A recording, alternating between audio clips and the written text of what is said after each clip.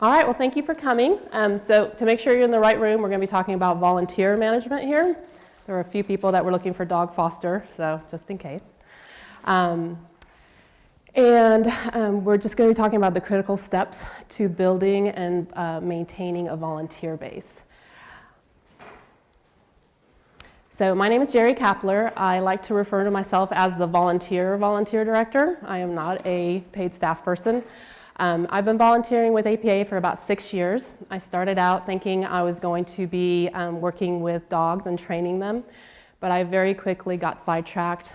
The organization was already growing quite quickly, and there was so much infrastructure that needed to happen, and that's kind of my background, so I just kind of lost my way into that and never came out of it. I became a board member about 3 years ago, and then 2 years ago I took on the volunteer director role because volunteers play such a critical role at APA, and we did not have the funds to pay for a staff person. And so at that point I had some available time and kind of took this on.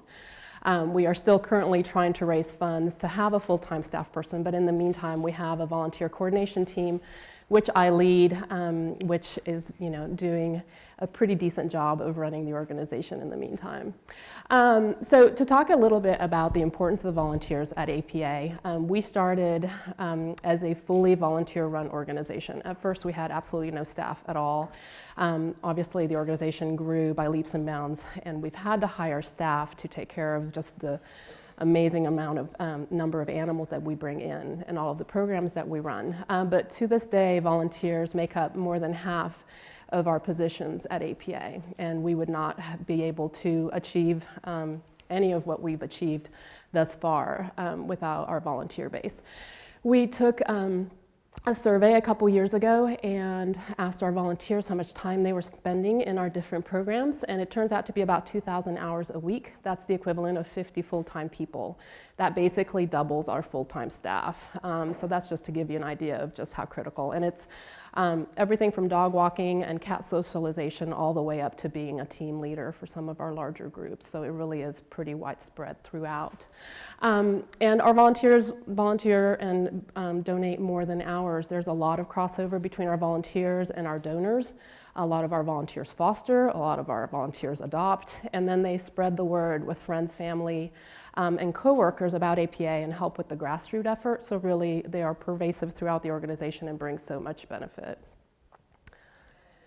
All right, so today I'm hoping to cover kind of my personal mantra over the last 2 years has been trying to establish personal connection for the volunteer. We're a larger organization now, which is phenomenal. We get so much done, but one of the challenges is achieving that personal one-on-one connection with a volunteer now that we're seeing a couple hundred new ones come through our doors every month. I will be covering the stages of volunteer coordination. So you've got to find your volunteers. You have to train them and tell them a little bit about your organization. That would be the orientation.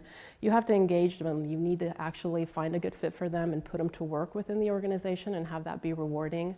And then you have to make sure that they stick around. Once you've invested those resources in them and once they know kind of what they're getting into, you want to make sure that you are set up in such a way that they want to continue to volunteer with you. And then we'll wrap up with just a few things to consider, things like community service people, and do you want to host groups within your organization? What are your age guidelines, things like that. And then I will finish up with useful resources. There are so many guides and documents and just resources out there for someone who is starting to build a volunteer organization or someone who just wants to take it to the next level. And they're all free. And so I figured I would just put those out there for you guys, at least the ones that I'm aware of, so that you're not reinventing the wheel and you're not spending money unnecessarily. And then the last thing that I'll say is I see we have some of our APA team leads in here as well. This slideshow was kind of created with the an overall organization or shelter in mind or a rescue in mind, but really all of the points that I'm going to be making are perfectly valid at a smaller scale as well. So a specific team within a rescue or a smaller unit within a shelter, you can employ these strategies to just help your own kind of sub-team if that's kind of where you're starting. Okay, any questions before I jump right in? Okay. All right, personal connection. Why is that my mantra? So, you know, what brings us together here is we're all passionate about saving lives. We want to help animals.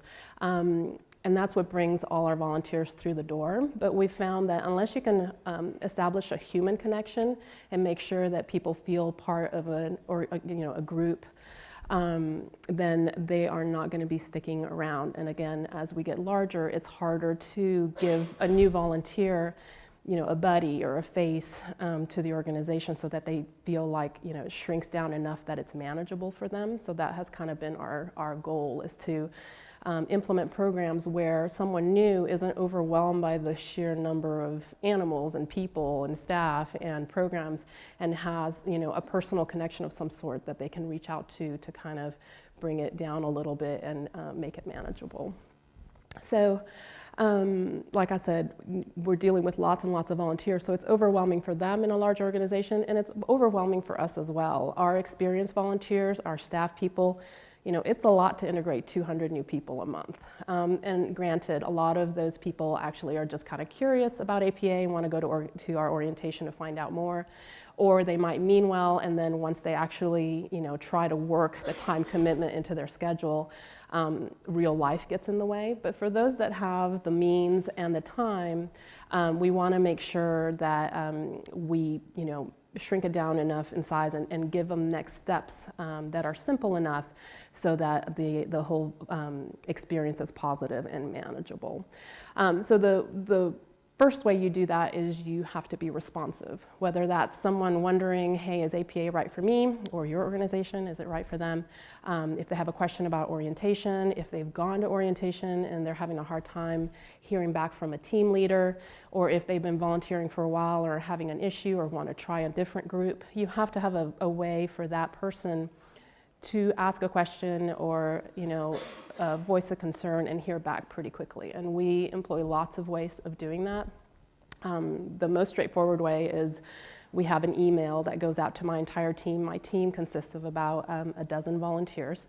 And anyone who emails volunteer@austinpetsalive.org, and we kind of have that email plastered throughout all of our literature and our website, that goes to us. We all share that email address. That's just part, you know, we're all part of an email group in Gmail. So we all receive that email, and then one of us will jump on it and respond right away. So that's not falling on just one person, but our turnaround on questions is usually just a few hours. And that's just a great way of making sure that people don't feel like they're just asking a question and then it's going into the ether. So that's pretty straightforward. And we also enlist the help of seasoned volunteers, whether to help with our orientation or maybe to be mentors to help in different subsets of our team. So for example, we have a mentor program where someone who wants to walk dogs can set up a session, a training session with a mentor, and they will go through hands-on training for an hour on here's how you pull a dog out of a kennel, here's how you put their equipment on, here's where you go to walk them, and things like that. Because a new volunteer that knows nothing about our programs is going to be overwhelmed by even kind of what we consider the simple task of taking a dog out of their kennel. So, you know, we wouldn't be able to do that at all if we weren't enlisting experienced volunteers to help us with that. And once we've made that personal connection, we then want to kind of gradually increase the community that that volunteer is being taken into, so that it's not just their mentor and it's not just their volunteer coordinator, but it's their entire team of dog walkers, or if it's the entire, you know, bottle baby nursery, that kind of thing. And we do that in lots of ways. We have email groups, we have just overall like socials at the team level. Trying to think what else we do. We have Facebook pages that are dedicated to the dog walkers or the cat handlers and things like that to kind of, again, build that sense of community. And then the final thing that I'll say when we're first setting up that personal connection is we try to set realistic expectations. You want to let people know what they're in for. They'll find out eventually anyway. So you might as well be upfront and say, you know, sometimes it's going to be challenging to hear back from a team leader, or our dog walkers are so overwhelmed trying to get 160 dogs walked that if you show up and say, hey, can someone help me with this, you might not get a super helpful, friendly response right away. You might have to try with a couple people or be patient. And so again, kind of letting them know what they're signing up for helps as far as just overall retention. And then this again can be just at the program level and not just for your overall rescue. All right, so I'm going to jump into the stages of volunteer coordination, unless someone has any questions on that first. And feel free to just raise your hand as I'm going, because it's a small group. Yeah? Those 2,000 hours, does that incorporate or include foster hours? It does not. Yeah, this is straight up volunteering. I mean, fosters are obviously volunteers as well, but when we refer to the volunteer organization, we are separating out fosters. All right. So recruitment. The first thing when you're going to look for volunteers is you need to figure out what you need them for. So you want to assess your needs, and so just identify key areas within your organization on what you're trying to fill. And then you want to do position descriptions, which is not any fun, but it makes things a lot easier in the long run, because then volunteers know what you need and can help you kind of select. In the selection process, they'll self-select some, which means that you're not trying to place someone who might not be a good fit for something, because they'll know what they're getting into, and they might say, you know what, I'm not comfortable handling large dogs, you know, please put me in this area instead. So you definitely want to give them an idea, again, of what they're signing up for. And that includes kind of a description of the overall duties, any skills or experience that might be a benefit to the position. And then physical conditions in animal work, that's actually a big one. If they're going to be hefting 50-pound bags of kitty litter, or if they're going to be handling a 100-pound animal, you know, that's not going to be for everybody. So again, if there's physical limitations, you want to put that out there right away so that they can say, yeah, that might not be a good one for me. All right, so who's going to be doing all this? Who's going to be setting up these descriptions, and who's going to be helping you with the recruiting and all that? And so that would be the volunteer coordination team. That might be one person at first, or half a person if that person is also doing a bunch of different stuff. And that's okay, because you know, that's how we started, and then we just grew over time. And one thing that we do is for the big jobs, we actually job share. So for example, orientation is twice a month. It's 2 hours twice a month, but you have to do invitees, and you have to process, you know, fees and all sorts of stuff. So we have 3 orientation managers at the moment that kind of job share that. And again, we didn't start out that way. Orientation used to be just something that the volunteer coordinator did along with everything else. But as it's grown, so has our group to kind of you know, hold and keep up with it. And obviously it would be nice to have a full-time staff person kind of handling the volunteer coordination. For most of us, that's not going to be an option. 6 years and counting, it hasn't been for APA.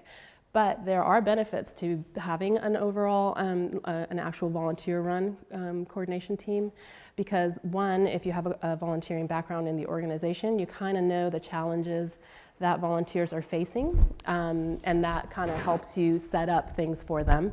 And it also makes volunteers more receptive to whatever you're implementing, because you're one of them, and they know that you've been through it, and so that hopefully what you're trying to do is for the overall good. So you know, we've implemented a lot of changes over the last couple years, including putting in a volunteer tracking system back last April.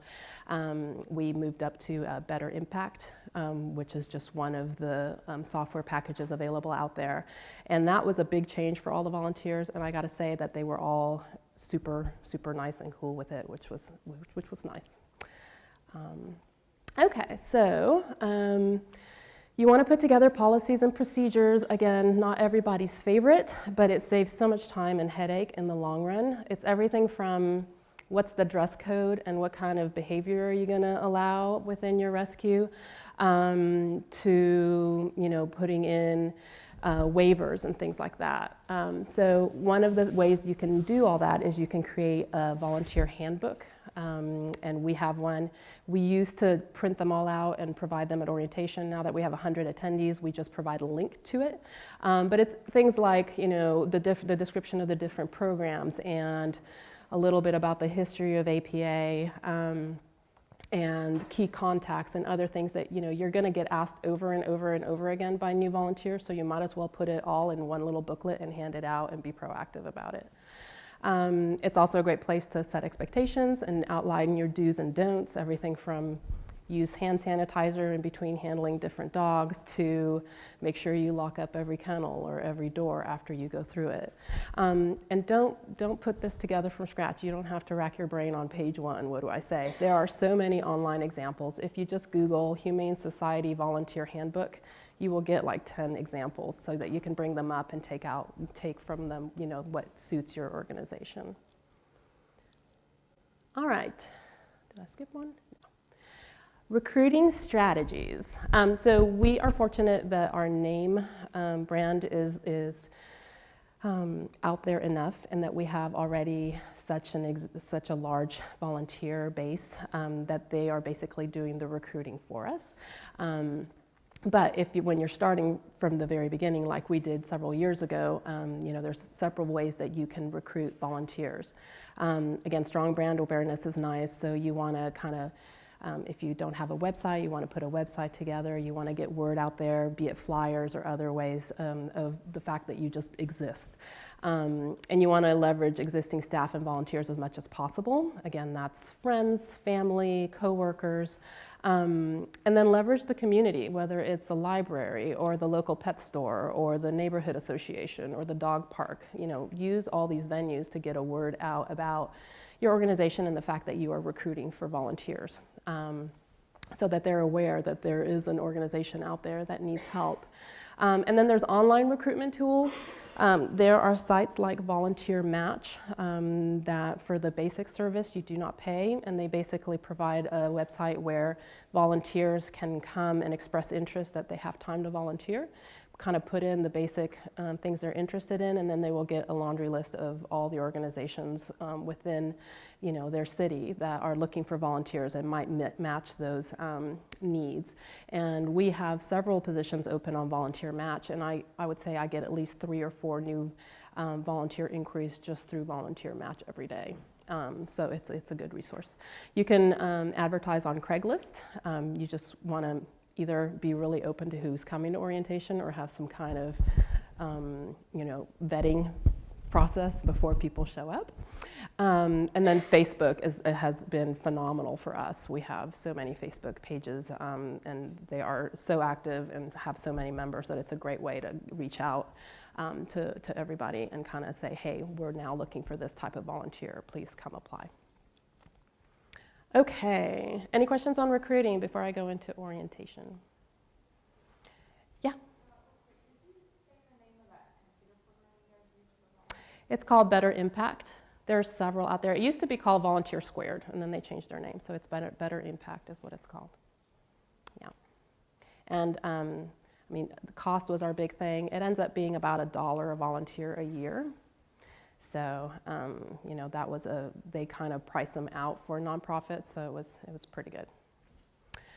Okay, orientation. And that, it can be a formal orientation, it can just be coffee when you're first starting out. You know, let's meet at the coffee house, I'll tell you a little bit about my organization and maybe you can sign up, so it just depends. But, you know, where we are now, we do orientations. And they started out pretty small. They started out in people's homes, and since then, you know, they've kind of grown. So the first thing you want to do is you want to do an application. And that's because you want contact information for the volunteer. You kind of want to know what they're interested in. And it's also a great way to get all your liability and releases done at the same time, because you do not want to be chasing down people after orientation trying to get them to sign that stuff. So put it all in one nice form. There's lots of online examples, again, of how to put together an application and what kind of information you want to be getting. APA is now using Better Impact because we transitioned to an actual system last year, but when we first started doing this, we were using Zoho. I believe they still have a free version, but honestly, Google Forms will work just as well now, and they're totally free. And you would just put together, a form that people go online and fill out. They can check the box and virtually sign something, and then you've got all your information in a spreadsheet that you can manipulate. So that's just a great way to kind of get started. To register or not to register, what that means is, are you charging for these training sessions or orientations? We didn't used to. We started charging about 18 months ago. What was happening is people would show up and our 100 seats would fill up, and then they would get angry. And then when word got out that we were filling up quickly, they would show up at 8:30 for a 10 a.m. orientation, and we'd have nowhere to put them. So what we tried then was saying, okay, well, you can register online and reserve a seat, and we didn't have any money associated with it. They could just register. But what was happening then was they were registering, and then they weren't showing up because there was no issue with it. And so then we'd have 50 people in a 100-seat room, and weren't maximizing that way either, because enough people were wanting to come in and just couldn't because it showed up as full. So then we said, okay, fine, we'll charge $20 for a seat. We will sell 80 seats, and then we will leave 20 seats for walk-ins. And if you don't show up and you don't tell us ahead of time, that $20 is a donation. Thank you very much. And for that $20, you get a t-shirt also. So at least they were getting some material good for that. And that's actually worked really, really well. We haven't had any pushback. Yeah?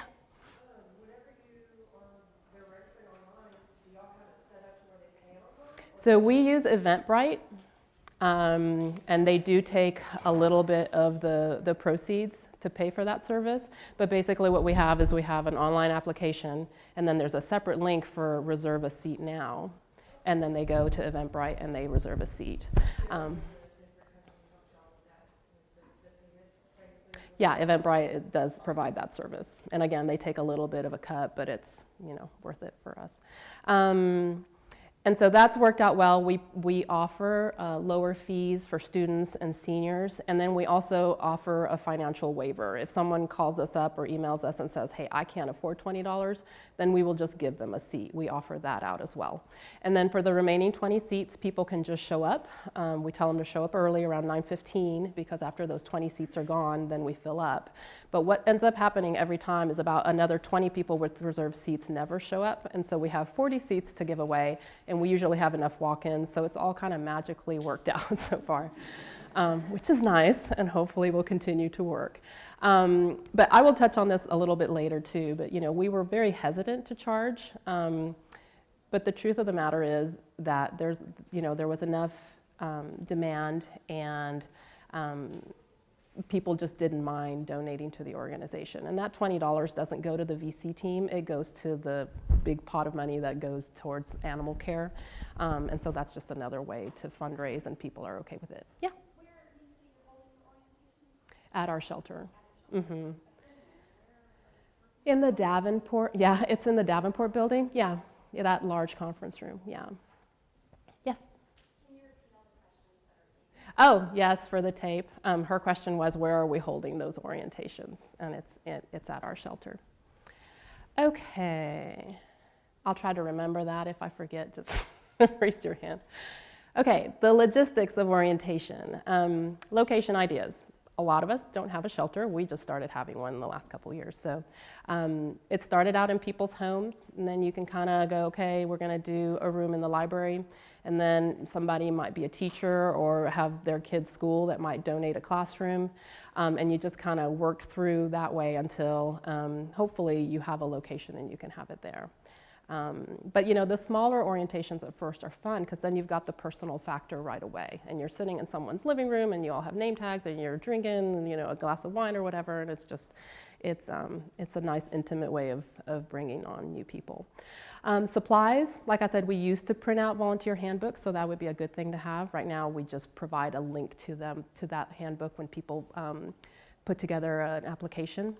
Name tags are also very nice. We don't name tag 100 people at a time, but when there was a smaller group, that was a great way to kind of personalize the whole experience. You want to have pens, choice sheets, which I'll talk about in a second, and then we use PowerPoint, just like I'm doing here. Our presenters for an hour and a half kind of get up and talk about the history of APA and the history of no-kill and the different groups within our organization and things like that. And then we have, we've always had t-shirt sales. T-shirt sales will cost, you know, $3 to $5 depending on what kind of t-shirt you're getting and what kind of graphics you're getting. And people have no problem with paying $20. So again, that's a nice profit that can go towards animal care. Okay. So the actual content of the presentation, we follow the volunteer handbook roughly. We talk about the organization, like I said, and the teams and programs, specific volunteer opportunities. We cover guidelines and safety information. We cover the 3 Ps, so that's persistence, patience, and proactiveness. So those are basically the 3 characteristics that we have found kind of are common across the board on those volunteers that really stick it out and become entrenched in the organization and become team leaders. They are patient, persistent, and proactive. And this goes to setting expectations. We basically tell them, you know, volunteering at APA is super rewarding. It's an amazing experience. You're going to have to do your part. Because a lot of our staff and existing volunteers are overwhelmed and they might not have time to handhold you. Or if they do, you have to be persistent and keep asking for it because they're so busy. And so that's kind of why we spell that out. And then you want to have clear next steps. Our orientation is 2 hours. They walk out of there in a daze. And so if there's one thing that they remember is that they go home, they check their email, and then they click on the welcome letter that I send them that kind of has next steps so that they know, you know, after I've found out about this organization, what do I do next to actually start volunteering there? So make sure that you do that because otherwise they just kind of wander off and a lot of them never come back at all. All right, the choice sheet. That's a pretty key piece of information you want to be getting from them. That's what it used to look like. Now it's all electronic through Better Impact, but up until 1.5 years ago, this is what we were handing out. So everybody gets one of these. They fill out their personal information up top, and then on the bottom are all the cat programs, dog programs, and general support opportunities available to volunteers. They circle the areas that interest them, and then that information gets relayed back to our team leaders so that they in turn can reach out to that person and say, hey, I heard that you were interested in cattery work. That's my team, here's the next steps, why don't you come over and, you know, we'll do some training and set you up. So that's really important that you capture that information so that people know what that new volunteer is interested in. We did have to limit this. We get some people that were so enthusiastic, they'd circle like 27 items and then, you know, 50 emails later, they've just run screaming from the organization. So we try to limit it at first to like 3 or 4 choices. And that's a nice way to get people started in your organization is to have kind of starter positions within each program so that they're not like right away going straight. Like for example, for us, dog training is very layered. So you have to do dog walking first and then you take the training for kind of the next level of dog and then you can handle all those dogs. And after you put in enough time with those, then you qualify for the next one. And that's nice because you get people to do the actual dog walking, which is a daily need for us. You also get to train people that are sticking it out because you don't want to invest all this training and time in people that are super excited but might not be around in a couple weeks. And it also kind of gives them a path of growth, which is one of the key components of being satisfied with volunteering is feeling like you are growing within the organization. And then we finish up our orientation with a tour. We do not take 100 people stampeding through the shelter. The way it works is we have tour guides that are volunteers also that take about 5 or 6 people at a time through the shelter. And it's a nice way to personalize it again. Instead of being 1 in 100, you're 1 in 5 or 6. So you might be more comfortable asking questions. And we just kind of let them get their bearings at the shelter so that when they show up the next time, they have a general idea of where they're wanting to go. And we give our tour guides kind of a handout that shows, okay, here's all the stops you're going to be making, kind of the script of stuff you're going to be covering, and then they can, you know, ad lib as much as they like, depending on their experience and what they do at the shelter. Okay, so that's orientation. Any questions? Okay. Yes.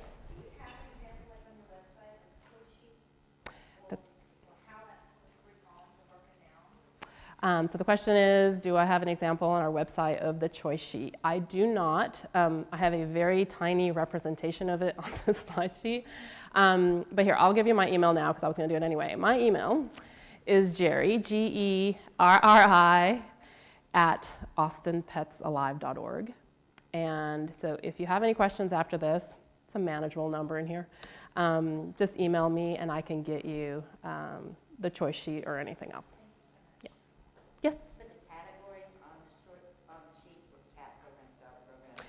For us, yes, the question is what were the categories on the choice sheet? For us, we did it by cat program, dog program, and general support. General support is stuff like marketing and customer service and investment relations or donors or things like that. And that's kind of how it breaks out logically for us.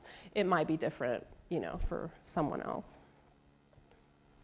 Okay, so engagement. Once you have told people about your organization and they kind of, oh yeah. What time of day do we typically schedule our orientation? We usually do them almost always do them on the weekend. We alternate Saturdays and Sundays as much as possible, and it's at 10 a.m. Twice a month. Yeah, we have done a few evening sessions, or because of bad weather have done afternoons, but it seems to work out pretty well, and it's a time that my volunteers are available to actually run the orientation, so that's what we've done so far. Okay. All right, so once you have people all oriented and ready to go, how do you make sure that they get actually engaged within the organization? So like I said before, one of the ways is prompt follow-up. You want to strike while the iron is hot, or whatever that expression is, because they're all excited. They've just learned all about it, and so you don't want them to just languish there for a few days going, I wonder, maybe they don't need me after all. So I send a welcome letter that night or the next morning that kind of, and it's long, I wish it weren't that long, but it's a long letter that basically says, hey, here's a link to the slide presentation, here's a list of all the things you can get started with right away in each dog program, cat program, or support groups. We add them to an email list so that we can communicate with them from then on. And we also solicit feedback, and the way we do that is a Google form. So we have a link in the welcome email, and the Google form is very simple and it just says, hey, did you enjoy orientation? Did you think it was too short, too long? Did it cover enough things? Did you have any questions? Was there anything you'd like to improve on? And that's just so that my team can have continuous feedback from those who have attended orientation to continue to improve orientation. And while I'm thinking about it, we actually do that as well. We have an anonymous feedback form available to all of our staff and all of our volunteers. Again, it is a Google form. Any response there can be anonymous unless a person fills out their contact information. And that goes directly to me and to Dr. Jefferson. And that's just a way of making sure that anybody within the organization can get, their concerns or issues or compliments, whatever it is, heard right to the top. And again, we use Google Forms for that. Okay. And then to, again, help with that personal connection, we have team leaders get in touch with those volunteers based on their interests. In certain teams, we have mentors. Again, like our dog walking team has mentors where a volunteer that has more experience within the organization spends time with the new volunteer and kind of shows them the ropes on how to take a dog out. And it also just gives that new volunteer a point of contact within the organization, which is nice. They swap emails and all that. And then my team has matchmakers. And what matchmakers are people that a couple weeks after orientation follow up with a new volunteer and say, hey, have you found your spot within the organization yet? Have you had any issues? Have you heard back from your team leads? Do you have any other questions or concerns that I can help you with? And then again, that's personal connection and proactively reaching out and trying to help with that engagement. And then obviously just the VC team in general with that volunteer at Austin Pets Alive that we answer any question at any time. Helps with that overall engagement if people have any questions or problems. Okay. And so the name of this entire thing is high impact volunteering. What that is how do you turn that oriented volunteer into one of those superstar volunteers?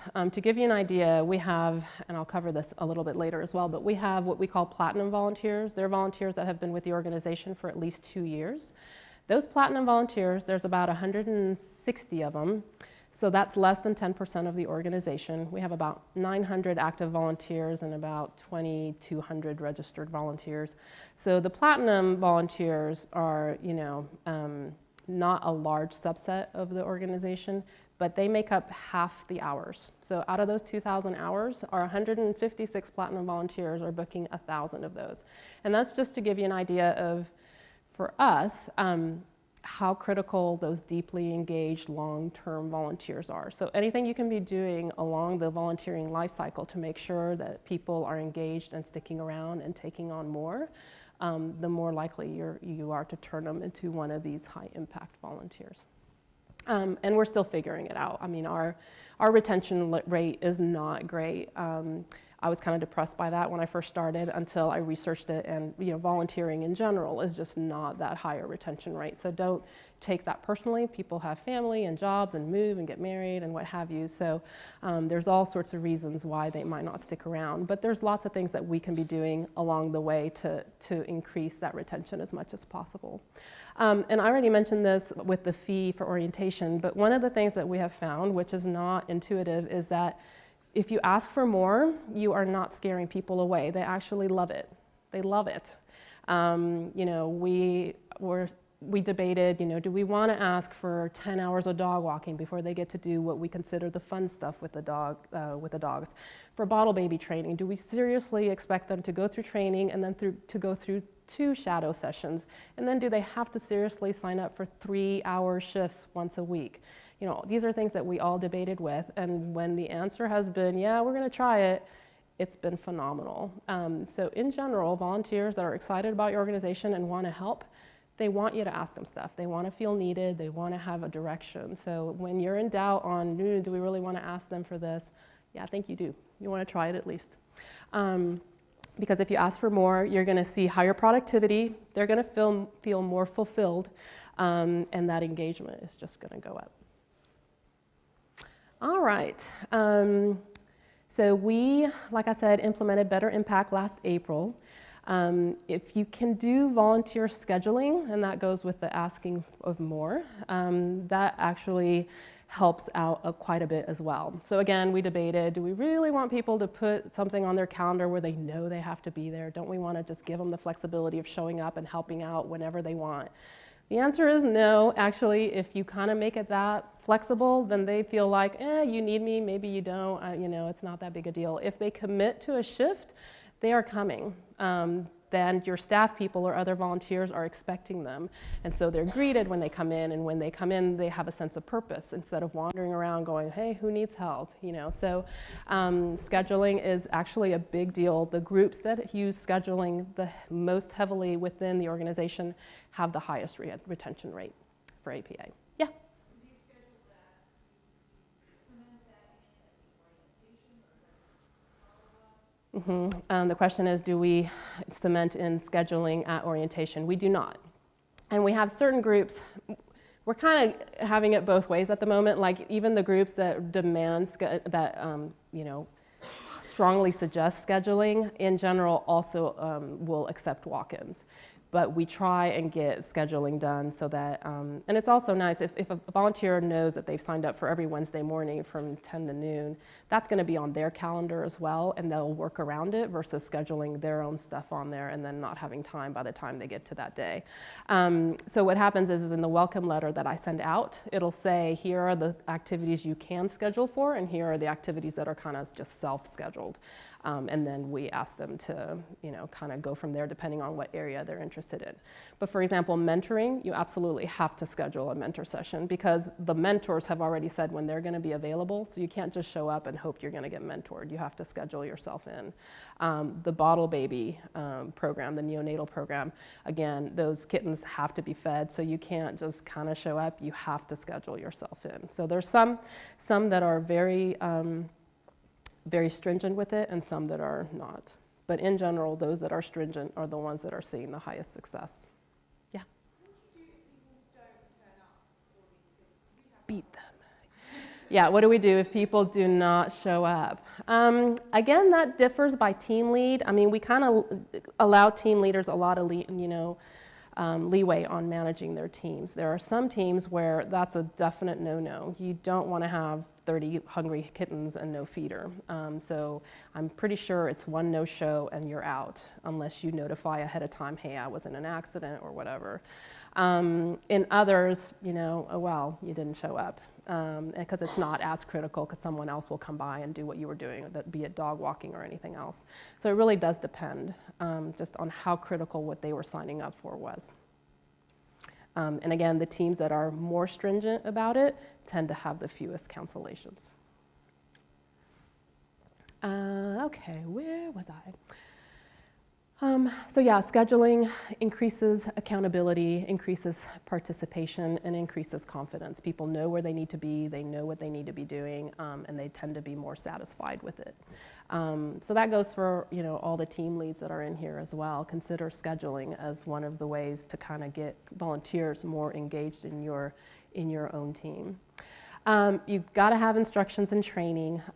One of the biggest complaints that we used to get, and still in some teams do, is I don't know what I'm supposed to be doing. You need to have some kind of training. And it doesn't have to be this drawn out program. It can be it can be a handout that says, here are the basics for what you're signing up for. Or for example, in our laundry room, we have a big poster that says, okay, if you're doing laundry, step 1, go to the kennels, pick up the bedding, put them in the laundromat, and that's that kind of stuff. Because again, if you have a new volunteer that's like, ooh, this is laundry, you want to have a set of instructions so they kind of feel confident in what they're doing.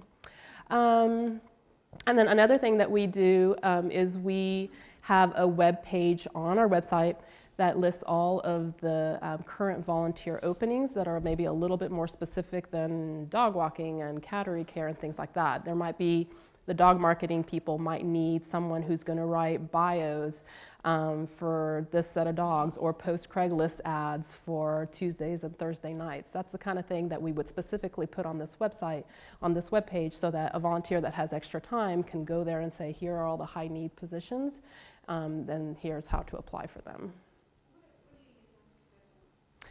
What are we using for scheduling? The Better Impact. Yeah. And before we had that, we had managers with some crazy Google calendars. It will work. You can do color coding and all sorts of stuff. And actually, I have a very resistant manager who refuses to give up their Google calendar because they love it so much. So it can work.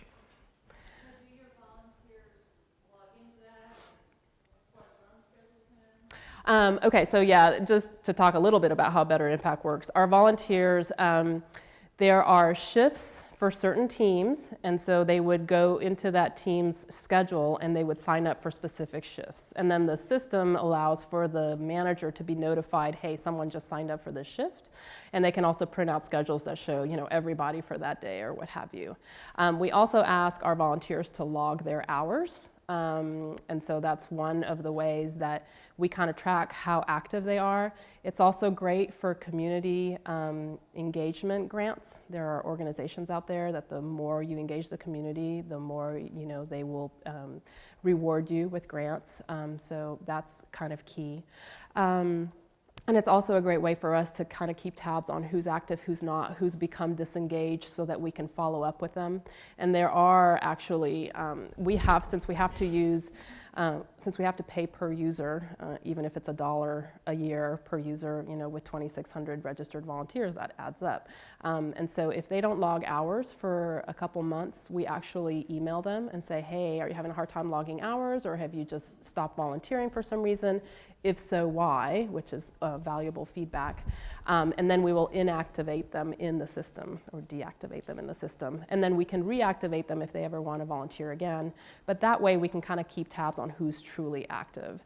And then there's also kind of thresholds. So for example, once you volunteer 10 hours, we'll give you a name badge with your name and the APA logo on it. So there's little perks for logging your hours, and again, kind of trying to nurture that whole engagement side. And that Better Impact program is for scheduling as well as volunteer hours. Better Impact will allow you to schedule, to communicate, to log hours. So one of the most powerful tools that Better Impact provides, and various tools will provide this as well, there's many software packets out there, but you can, for example, contact everyone who has bottle fed a kitten in the last 2 weeks and give them a heads up about something. Or you can, there's a lot of data. Yeah, you can do all sorts of data manipulation. Or if you're having an event in a certain zip code, you can contact all of the volunteers in that zip code. Or yeah, there's you know, it's been pretty revolutionary for us now that we've implemented it. Okay, I think we're moving on. All right, going into retention, yeah. Okay, so once you've got these volunteers coming and volunteering, how do you make sure they stick around and you can retain them long term? That is, you know, good for them because they're growing with the organization. It's good for you because you're not wasting a lot of time training people that aren't going to stick around.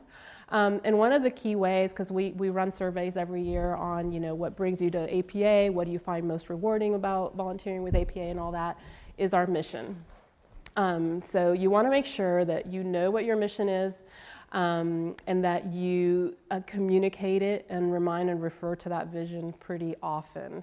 And just remind everybody why they're traipsing in the mud at 6 a.m. or why they're bottle feeding a baby that does not want to take the bottle and things like that. It's really important to kind of keep their eye on the big prize. And one of the ways you can do that is you can share all sorts of metrics. So we publish our metrics on our website, but we also just try and share, whether it's Dr. Jefferson sending out an email saying, hey, we just rescued our 5,000th animal this year, or what have you. There's a way to just kind of get the excitement going and remind people why it is that they're spending time with your organization. Sharing success stories. Again, this can be by team or it can be for the entire organization. You know, one of the pictures that I have here is Poppy Seed, who was a bottle baby in 2013 and had ringworm and just looked like a nightmare before she got all set up and fed and her fur all grew back. And so sharing stories like that is very uplifting and just makes volunteers feel really good about what it is that they're doing. All right, yeah. When you communicate with that, Yeah. are you doing that more like on an email database, or are you doing that through like your private Facebook page? Honestly, when we have a really good story, we'll kind of blitz it all over the place. That's the only place we're doing that right now is on our Facebook page. It's public. We will also email our volunteers, and there's a fine line there because you don't want to be constantly emailing them. But you know, if you have the time, and we haven't even done this yet, but if you had like a monthly newsletter where you highlighted a few things, that would be the perfect venue for it. It's just you got to find the time to actually do it. Yes. The Facebook page. Yeah. Every single adoption goes on our volunteer groups. Yeah, Brittany is right. Love that dog. Yeah, yeah. So we post our adoptions every week, and that means that any volunteer that's been spending time with that one dog and really loves them is so excited to find out that they've been adopted. And then we get a flurry of comments and of pictures, and it's really pretty awesome. Good point, Brittany. All right, any other? Okay, so for appreciation and recognition, setting the culture, this is the hardest thing, or at least it has been for us. Again, people are so focused on the gazillion animals, and you know, it's a high stress situation. You have a dog who's unhappy or someone who's critically ill and what have you, and everybody is so focused on what they're doing that they're not looking up and they're not smiling. And that can be very intimidating to new volunteers, and so we stress day in, day out, hey, everybody we're all in this together, and take a second to wave or introduce yourself or give somebody a smile. And that really is just setting the culture. The more you do it, the more others will do it. And so as the volunteer coordination team, we just try and kind of set that example of always being upbeat and social, and you know, asking people how it's been, and just reaching out, and again, kind of establishing that personal connection and making it a pleasant one. We do a lot of personal recognition, or at least we try. With that many volunteers, it can be a little daunting, but we have Volunteer of the Month. They are nominated by peers, and once a month well, once a quarter, we'll recognize one cat volunteer, one dog volunteer, and one support volunteer, and kind of rotate the months of the quarter for that. And then we also have pet pals and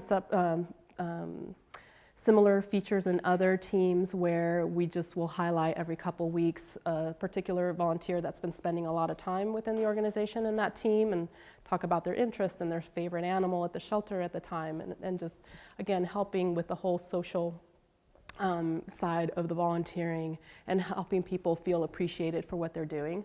I already talked about platinum volunteers. Those are volunteers that are here with the organization for 2 or more years.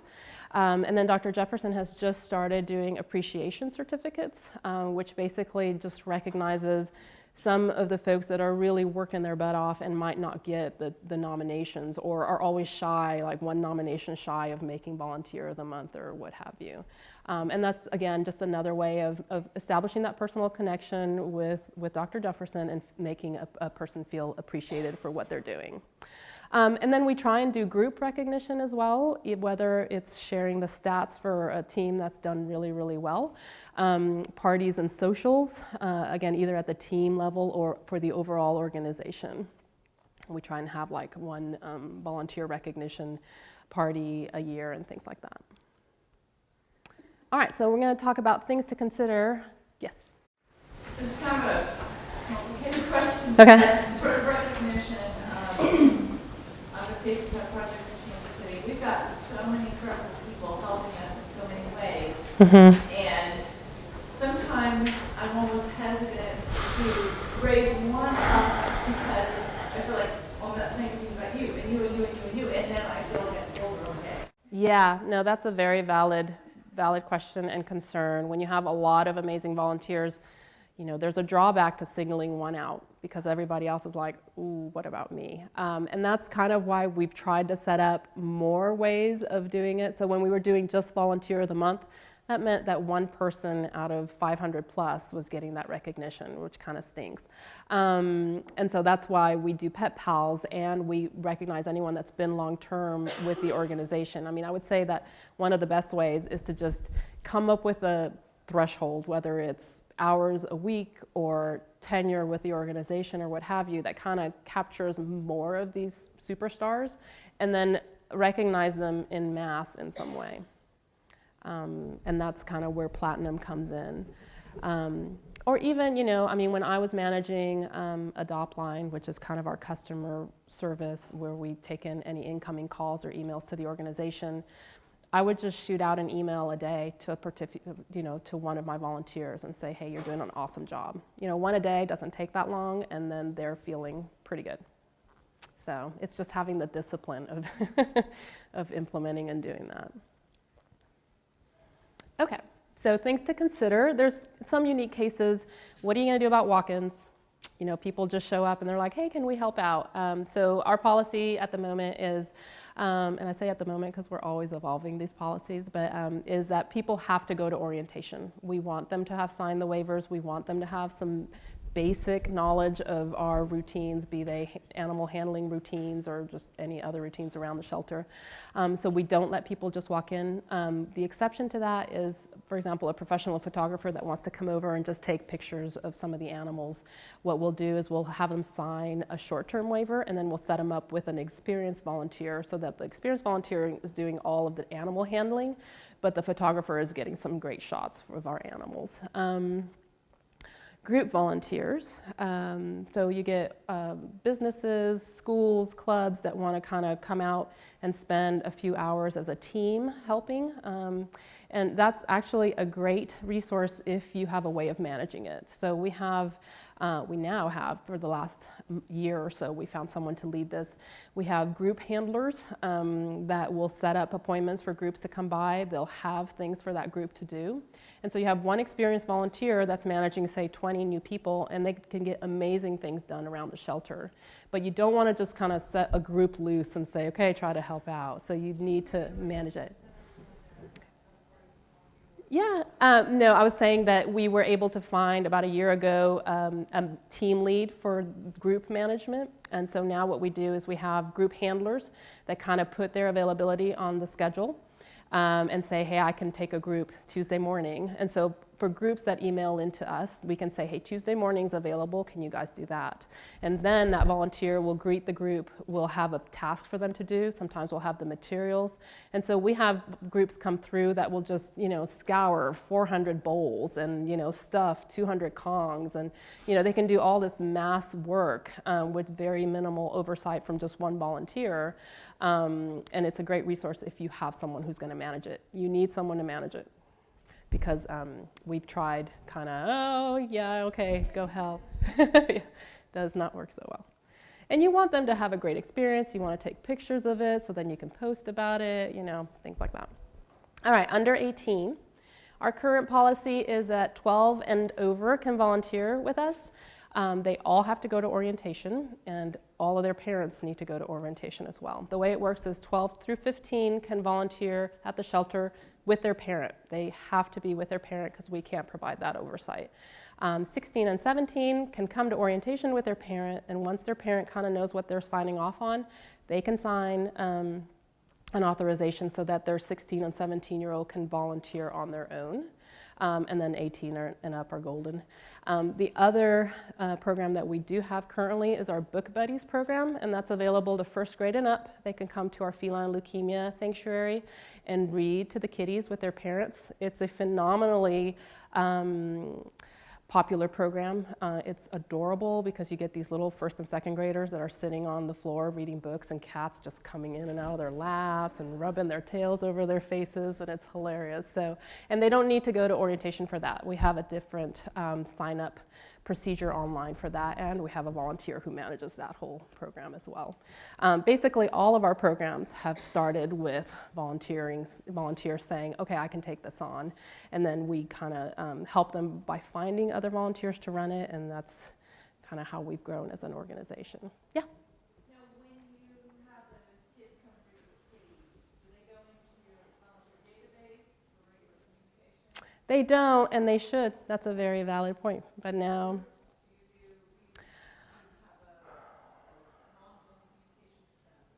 we will share group information with the development team as a potential way of following up for fundraising, but we do not attract them as volunteers because they really are kind of a one-off. Now, hopefully, they will get in touch with us again the following year when they're having that same event, but we could be doing a lot more proactively that we're not. And I'm not repeating the questions. Her question was, are we following up with those groups, and are we keeping that information, or with like the Book Buddies program? And at the moment, we really are not. Yes? Mm-hmm.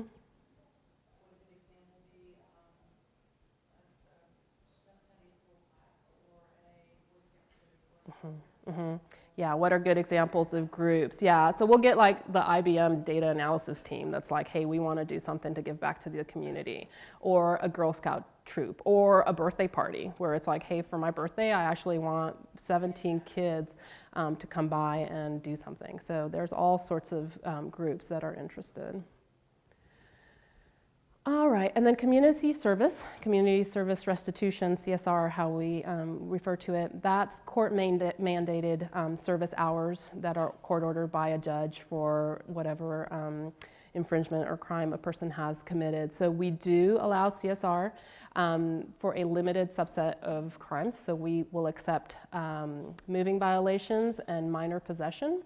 But we definitely do not allow any, violent crimes or theft, burglary type crimes. And the community service people have a separate orientation process. They don't go to the general orientation, and they are able to do a subset of the overall opportunities open to all our volunteers. And they're phenomenal. They do so much around the shelter, and many of them come back and go through orientation and become regular volunteers. So that's also been a great resource for us. Okay, so I'm going to jump into useful resources, and then we're pretty much wrapping up and open to questions. Your organization's website key area where you can get a whole lot of information about volunteering out there. Most people will Google your organization or search for it on the internet in some other way. So the more information you can get about volunteering in your organization on your website, the better, because then that just reduces the number of inquiries you are personally getting, and also kind of self-selects for you. People that are really interested will follow up with you, and people that are like, not really my match, will not. You should leverage, as I mentioned, other organizations as much as possible, humane societies, ASPCAs, all sorts of organizations, Maddie's Fund, all sorts of organizations like Best Friends are putting out all sorts of information to help you run an organization. And so if you're putting together a manual or want a graphic or need speaking points or what have you, that stuff is all out there. It's pretty amazing. I mentioned Zoho as a potential database management tool. Google, be it their spreadsheets or their documents or their forms, again, a great resource. Idealist and Volunteer Match, those are two websites that again help volunteers match up with organizations. So it's just a great place to advertise. The Retired Senior Volunteer Program. Senior volunteers tend to be amazing. They have lots of time, they're dedicated, they're thorough. And so if you can get senior volunteers, that's another amazing resource for your program. What kind of things do the seniors do? It depends on how mobile and, I mean, we have one senior volunteer, Frank, who works as hard as 20 of us. So it just kind of depends. There's no age limit to any of our tasks. We kind of let volunteers determine what they can handle and what they can't. And it's a very rare instance where we kind of have to pull them aside and go, I don't think this is working. They tend to be pretty good about that. The HSUS has an actual volunteer management discussion group. It's an email group where volunteer managers from around the country share information and ask questions. So I'm on it, and just yesterday they asked, does anybody have a manual that I can kind of piggyback off of for, I can't even remember where it was because I kind of glanced through the email, but anyway, they got like 8 responses within 3 hours on here's our manual, what do you think? So that's a great way to also get some resources. And then there's local volunteer management groups. There's one in Austin. They meet like the first Tuesday of every month, and it's just volunteer managers that are networking and sharing information and best practices. So you can actually put a face to the name and learn more that way from people that might have a little bit more experience than you do. All right. So to wrap up, you want to personalize as much as possible. Make people feel like you are interested in them and you need their help specifically. Leverage as much of your organization, your existing volunteers, your staff, your website, other organizations as much as possible so that you're not killing yourself while you're trying to do this. And you want to just create the type of environment and the kind of infrastructure and the kind of training and the kind of process for a volunteer to go through so that they feel like they have direction and understand next steps and are welcome and are needed. And those are kind of what we found will lead to the high impact volunteers, which really are the ones that are going to create the most value for your organization. And that is it.